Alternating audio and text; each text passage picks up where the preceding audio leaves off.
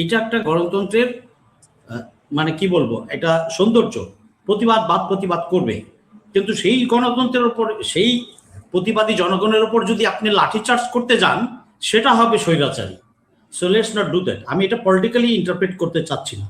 এখানে যেটা হচ্ছে, সমাজে আমাদের রাষ্ট্রে কেন এরা চাচ্ছে যে এরা কি এরকম পরিস্থিতি ক্রিয়েট করছে না যে আমাদেরকে যাতে রাস্তা থেকে উঠাইয়ে দেয়, এরকম আমার তো মনে হয় যে এরকম পরিস্থিতি ক্রিয়েট করার জন্য, মানে সরকার যাতে লাঠিচার্জ করতে বাধ্য হয়, এরকম একটা পরিস্থিতি ক্রিয়েট করার জন্য।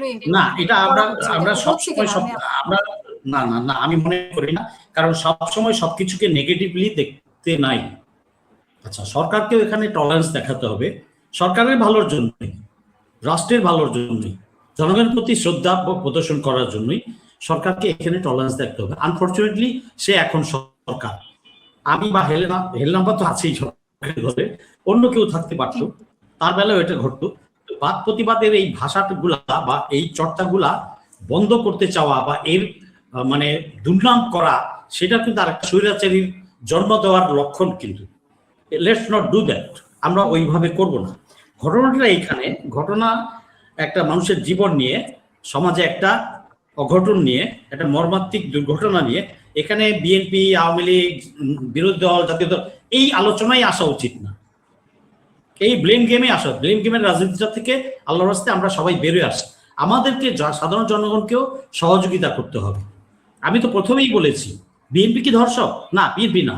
বিএনপি কি দায়ী? না, এটা তো বলি নাই, এটা তো আমি বলি নাই। আমি বলেছি সাধারণত কি হয়, অপরাধীরা যে কোনো একটা ক্ষমতা বলের আশ্রয় প্রশ্রয় নেওয়ার চেষ্টা করে, সেইখানে একটা দলের কি করা উচিত, যদি দলীয় কর্মী হয়েও থাকে তাকে মুছে দেওয়া উচিত। সেটাও তো বিএনপির উপরেই দেওয়া হচ্ছে, সেটাও তো বিএনপির উপরেই দেওয়া হচ্ছে। না, সেটা পরে আসছি, ওই পলিটিক্যাল ইস্যুগুলো পরে আসছি। আগে আমি এটা একটু শেষ করে নিই, কারণ এটা খুবই সেন্সিটিভ ইস্যু, এটা রিপিটেডলি চলতেই থাকবে। আমি তো বলেছি গত 20-30 বছরে এদেশে কত না ধর্ষণ হয়েছে। এবং জাহাঙ্গীরনগর ইউনিভার্সিটিতে আপু তখন হয়তো ছাত্রী, আমি জানি না, আজ থেকে 20 বছর আগের, 15, মিনিমাম তো 16-17 বছর আগের কথা। হ্যাঁ, ধর্ষণের সেঞ্চুরির গল্প শুনেন নাই তো? আচ্ছা, এই চর্চাটা কেন থাকবে রে ভাই? কিন্তু আমারই মা, ভাই, বোন, আমাদেরই সন্তান। আমি এটাকে পলিটিক্যাল ব্লেম গেমে যাচ্ছি না। এটা আমাদের সকলের উচিত যাতে এটা না ঘটে, প্রোঅ্যাক্টিভ হইতে হবে। আমরা ঘটনা ঘটার পরে বিচার করলাম, জনগণ খুশি হইল, ওয়াজ দিস ননসেন্স? ঘটবে কেন রাষ্ট্রে, সভ্য রাষ্ট্রে? এটা যাতে ঘটতে না দেওয়াটাই সরকারের প্রাথমিক দায়িত্ব, যেই সরকারে থাকুক। আজকে বিএনপি আছে তাই বিএনপির কথা বলবে মানুষ, কালকে অন্য কেউ থাকলে তার কথা বলবে, এটাই স্বাভাবিক, এটাই নিয়ম, এটা দোষাদোষী কিছু না। আচ্ছা, এখানে কেন জনগণ আস্থা হারিয়ে ফেলছে, কেন জনগণ এত উত্তেজিত হচ্ছে? এর কারণ আছে তো। আপনারা কোনো জিনিস যদি আমরা স্টাডি না করি তাহলে কেমন হবে? সেই ধর্ষণের সেঞ্চুরি দেখেন, গত 16-17টা বছর কি হয়েছে। ইভেন ইন্টারিম গভর্নমেন্টের পিরিয়ডও কিন্তু 2-1 জায়গায় হয়েছে। আচ্ছা, এখন নির্বাচিত সরকার আসার পরে নির্বাচিত সরকারের দায়িত্ব একটু প্রোঅ্যাক্টিভ হওয়া। যা হোক, তারপরেও যে ঘটনা ঘটবে না তা নয়, তারপরেও 2-4টা ঘটবে, বাট যত মিনিমাম লেভেলে এটা নামিয়ে আনা যায় সেটা হবে সরকারের দায়িত্ব। এবং সাথে সাথে বিরোধী দলের দায়িত্ব আছে, এই যে ভুলটা ধরিয়ে দেওয়া, এই যে প্রতিবাদ করা, এটা আছে। এখানে সরকার ফেলে দেওয়ার কোশ্চেন তো আসে নাই, কেউ বলবেও না, সেটা কোনো পাগলও বলবে না। আচ্ছা, এখন এই যে পদত্যাগ চাওয়া, এটাও কিন্তু সমালোচনা করার কিছু নাই, মানুষ পদত্যাগ চাইতেই পারে। আর এই কালচার, এটা পৃথিবীর সব দেশেই আছে। আমাদের দেশে চাইতে হয়, অন্যান্য সভ্য দেশে চাইতে হয় না, নিজে থেকেই পদত্যাগ করে। ইউরোপের কান্ট্রিতে, আপনি লন্ডনে আছেন, এই সেদিনও স্টারমার্ক হ্যাঁ, পদত্যাগ করার তার অবস্থা আমি জানি না এর মধ্যে করেছেন কিনা, পদত্যাগ যায় অবস্থা। না, এটা 3 মাস। আমি সেটাকে বললাম, আমি সেই পলিটিক্যাল সেন্সে যাচ্ছি না। আমরা এটা পলিটিক্যালি, দ্য মোমেন্ট এটাকে আমরা পলিটিক্যাল সেন্সে ডিসকাস করবো, আলাপ করব, তখন জিনিসটা কিন্তু অন্যরকম হয়ে যাবে। একটু জোরে বলেন, আপনাকে আস্তে শোনা যাচ্ছে, একটু জোরে বলেন, একটু জোরে বলেন। যে এই 3 মাসে কিভাবে বুঝবো আচ্ছা, আপনি মনে হয় আমাকে শুনতে পাচ্ছেন? না, আমি অনেক দলের জোরে অবস্থা কথা না। বলছি। আমি এখানে আরো কয়েকটা পয়েন্ট আছে, আমি বলে নিই। আইন শৃঙ্খলা ব্যবস্থা শুধু যে সরকারের দায়ী তা তো না। আমি তো বললাম মানুষেরও তো অধপতন, নৈতিক অধপতন ঘটেছে। আচ্ছা, মানুষ কেন বিচারের জন্য এত বাদ প্রতিবাদ তুলছে? কারণ মানুষ দেখতে পাচ্ছে জিনিসটাকে যতক্ষণ পর্যন্ত উচ্চস্বরে প্রতিবাদ জায়গা জায়গা না হয়, তখন বিচার বিভাগও নড়ে চড়ে বসে না। আজকে বিচার বিভাগের স্বাধীনতা আছে? ছিল গত 20 বছর। বিচার এই দেশে বেচা কেনা হয়, এটা তো 100% সবাই জানে। বিচার যে এই দেশে বেচা কেনা হয় এবং পলিটিক্যাল ইনফ্লুয়েন্সে হয়, টাকা পয়সায় হয়, লেনদেনে হয়, দুই পক্ষের উকিলও টাকা লুটপাট করে, জাজও ম্যানেজ হয়ে যায়, এটা তো বাস্তব সত্য, দিনের আলো মতো সত্য প্রতিটা মানুষ। কিন্তু আচ্ছা, যদিও বিচারের আগায়, যদিও বিচার আগাতে থাকে, তখন কি হয়? বছরের পর বছর, 17 বছর, 18 বছর, 20 বছর লেগে যায়। তাতে করে হয় কি, মানুষের আস্থা কমে যায়। এই জন্য একটা পিতা কত 17 বছর শুধু আর কোনো কাজ নেই, এই বিচারের পিছনে কোর্টে দৌড়াইতে থাকবে? এই বিচারটা সরকারের উচিত, বিচার বিভাগের উচিত যত দ্রুততম সময়ে করা যায়, এবং কোনোভাবেই যেন বিচার বিক্রি না হয়। বিচার বিভাগের স্বাধীনতা তো দিয়েছিল, আবার বিচার বিভাগের ওই যে সচিবালয় নির্মাণ, ওটা ক্যান্সেল করে দিয়েছে। যাই হোক, এত ওই পলিটিক্যাল ওই ডিসকাশনগুলো আনতে গেলে লম্বা হয়ে যাবে। আমি এখানে বলতে চাচ্ছি, দীপের বাবা অধ্যাপক আবুল কাসেম ফজলুল হক, ঢাকা ইউনিভার্সিটির, তার ছেলে মারা গিয়েছিল আজ থেকে কত 12-13 বছর আগে মনে হয়, যাই না হেলেন আপার মনে আছে কিনা।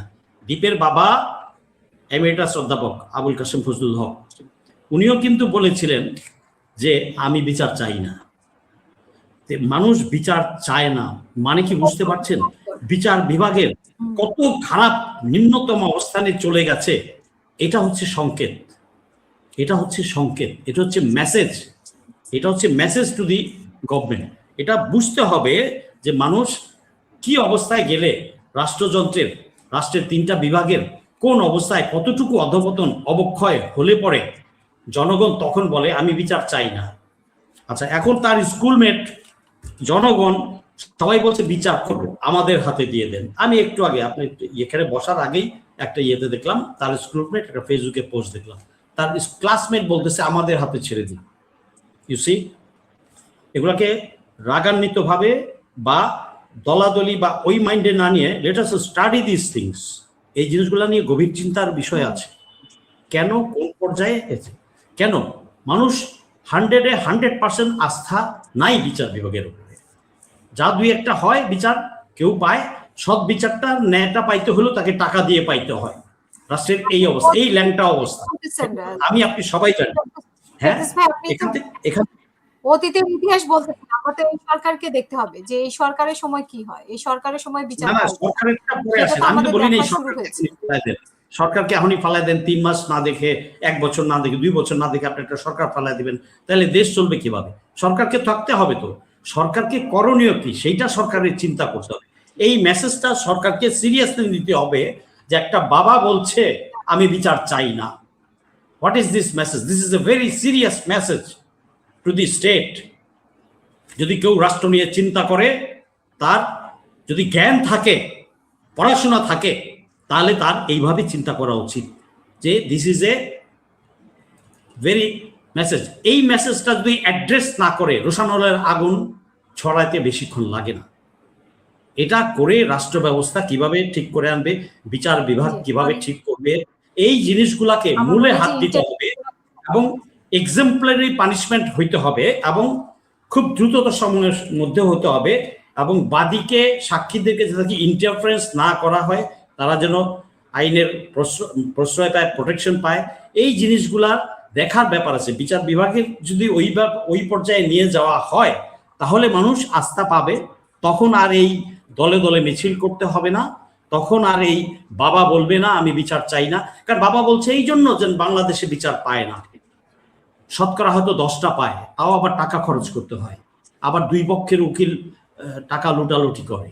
আমরা তো এগুলা বললে কেউ মাইন্ড করবে, বাট বাস্তবটা বারান্দা, কোর্টের বারান্দা দিয়ে হাইটা গিয়ে দেখেন, বারান্দা দিয়ে হাইটা গেলেও মনে হয় 2-3 হাজার টাকা দিতে হয় বসে, বিচার তো পরে। এই হচ্ছে অবস্থা এই দেশে। তো এখানে আমাদের এই জিনিসটা, দ্য কিওয়ার্ড বিচার চাই না, এইটাকে যদি সিরিয়াসলি কেউ ইন্টারপ্রেট করে এবং বোঝার চেষ্টা করে, বেনিফিশিয়াল ফর দি গভর্নমেন্ট, গভর্নমেন্টের জন্য এটা ভালো হবে, এই মেসেজটা যাতে নেয়। আচ্ছা, এখন স্বরাষ্ট্রমন্ত্রীর ব্যাপারে আসি। স্বরাষ্ট্রমন্ত্রীর ব্যাপারে এটা যে কেউ বলতেই পারে, আমিও বলতে পারি, আপনিও বলতে পারেন। বিক্ষুব্ধ জনতা, বিক্ষুব্ধ মানুষ বলবেই, তাই বলে তার প্রতি আপনার ঘৃণা বা বিদ্বেষ ছড়ানোর কিছু নাই, আমাদের তার প্রতি ইয়ে করা না। এটা গণতান্ত্রিক পর্যায়ে, গণতান্ত্রিক পদ্ধতিতে সে তার মতবাদ রাখতেই পারে। তবে স্বরাষ্ট্রমন্ত্রীর উচিত আরো প্রোঅ্যাক্টিভ হওয়া। উনি নিজের মন্ত্রণালয় ছেড়ে উনি সংবিধানের ব্যাখ্যা দেন, আইনমন্ত্রীর কাজ করেন, অমুক দপ্তরের কাজ করেন, এটা কাম্য না। এটা তো হেলেনা আপাও জানেন, বিভিন্ন সময় সোশ্যাল মিডিয়াতে আমরা দেখেছি। এখানে দলের পক্ষে ডিফেন্ড করা না করার কিছু না, আমরা সবাই এই দেশের নাগরিক, আমরা চাই দেশটাকে সামনে রেখে সামনে আগাতে, দেশের স্বার্থ, রাষ্ট্রের স্বার্থ রেখে সামনে।